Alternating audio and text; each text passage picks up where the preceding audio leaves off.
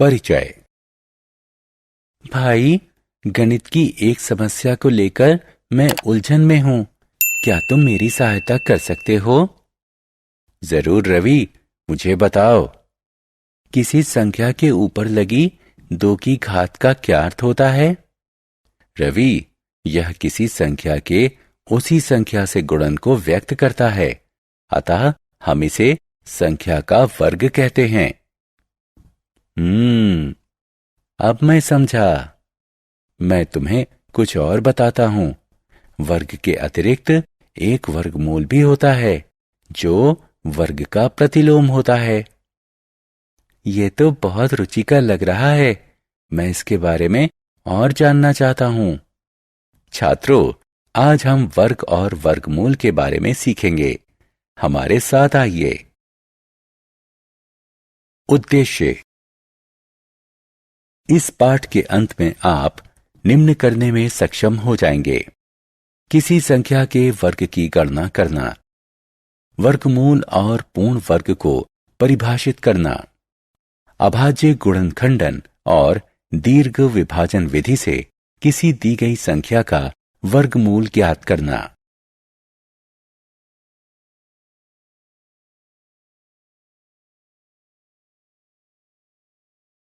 किसी संख्या का वर्ग। आइए पहले वर्ग संख्या के बारे में जानें। हम किसी संख्या का वर्ग कैसे कर सकते हैं? ये आसान है। बस उस संख्या का स्वयं से गुणन कर दो। आप वर्ग को घात के रूप में भी लिख सकते हैं। इसका अर्थ हुआ कि 4 का 2 बार गुणन किया गया है, जो कि 16 के बराबर होगा।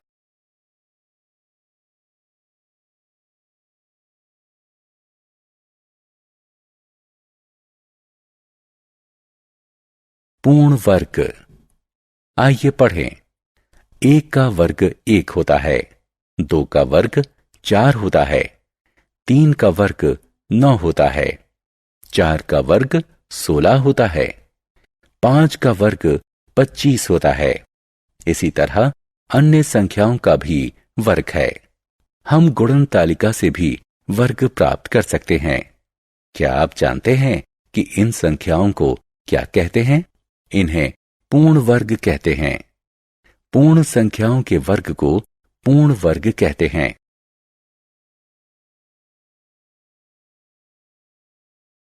ऋणात्मक संख्याओं का वर्ग। क्या हम ऋणात्मक संख्याओं का वर्ग ज्ञात कर सकते हैं? हां, क्यों नहीं। ऋणात्मक संख्याओं का वर्ग भी ज्ञात किया जा सकता है। जब हम ऋणात्मक संख्याओं का वर्ग करते हैं तो हमें एक धनात्मक संख्या प्राप्त होती है। मान लीजिए कि हमारे पास एक धनात्मक संख्या और ऋणात्मक संख्या है और हम उनका वर्ग करते हैं तो परिणाम समान होगा। यह जानकारी बहुत ही रुचिकर है। आइए अब वर्गमूल के बारे में जानें। किसी संख्या का वर्ग ज्ञात करना। किसी छोटी संख्या जैसे 7, 4, 5 इत्यादि का वर्ग ज्ञात करना सरल है।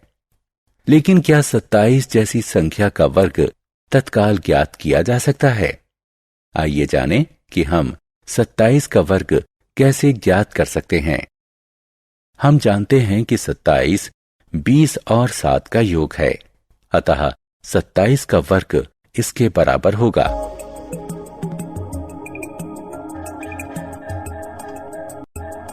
जो कि 729 के बराबर होगा।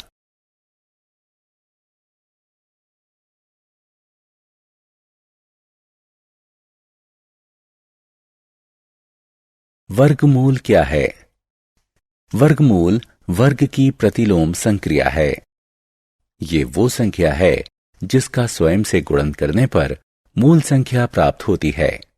अतः हम कह सकते हैं कि 4 का 4 से गुणन करने पर 16 प्राप्त होता है। तो इसका अर्थ है कि 4 16 का वर्गमूल है। वर्गमूल को एक विशेष संकेत द्वारा प्रदर्शित करते हैं। हम इसका प्रयोग इस प्रकार कर सकते हैं। 25 का वर्गमूल 5 होगा।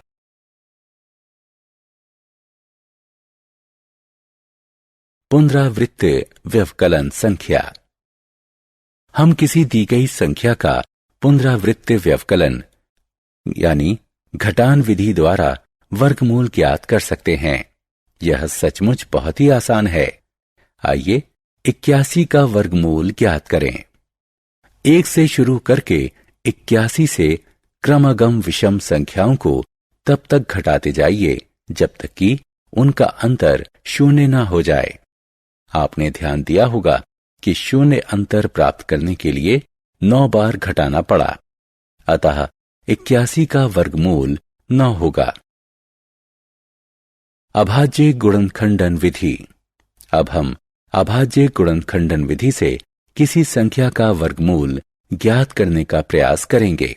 सबसे पहले दी गई संख्या का अभाज्य गुणनखंड ज्ञात कीजिए। अब समान गुणकों के युग्म बनाइए। इसके पश्चात प्रत्येक युग्म से एक अभाज्य संख्या का चयन कीजिए और उनका गुणनफल ज्ञात कीजिए। इस प्रकार प्राप्त गुणनफल दी गई संख्या का वर्गमूल होगा।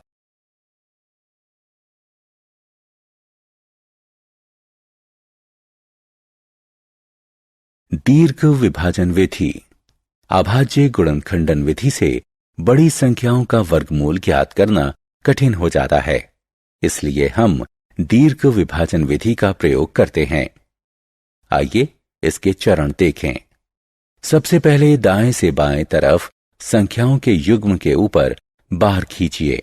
इसके बाद आप पहले युग्म से छोटी या उसके बराबर की सबसे बड़ी वर्ग संख्या ज्ञात कीजिए।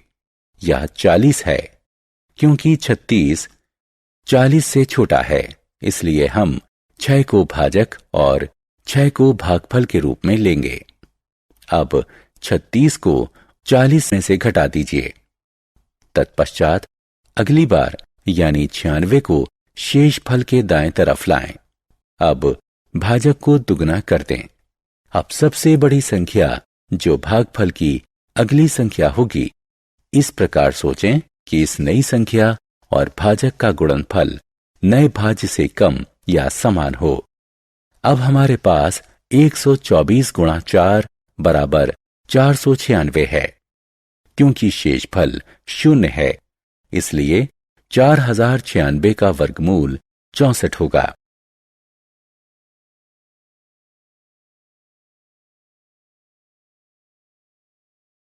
सारांश। आइए हमने जो कुछ सीखा है उसे संक्षेप में दोहराएं।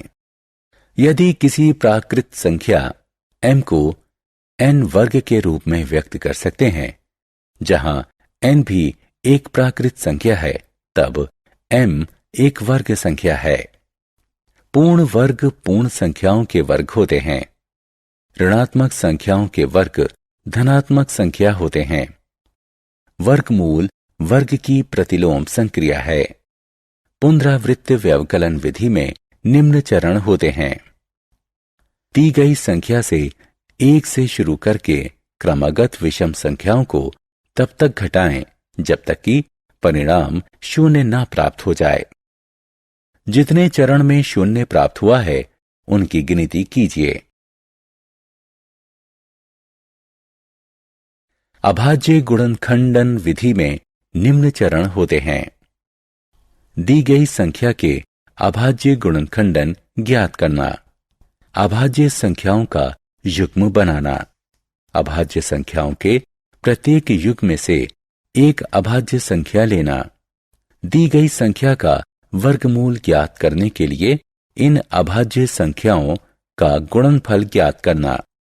दीर्घ विभाजन विधि में निम्न चरण होते हैं। वह सबसे बड़ी संख्या ज्ञात करना जिसका वर्ग पहले युग्म की संख्या से कम हो या समान हो। इस संख्या को पहले युग्म के भाजक और भागफल के रूप में लेना और शेषफल ज्ञात करना। नया भाज्य प्राप्त करने के लिए दूसरे युग्म की संख्या को शेष फल के बगल में लाना। पहले भाजक को दुगना करना और इसे नए भाजक के रूप में लाना। भाजक को पूरा करना और इसे इसी प्रकार जारी रखना।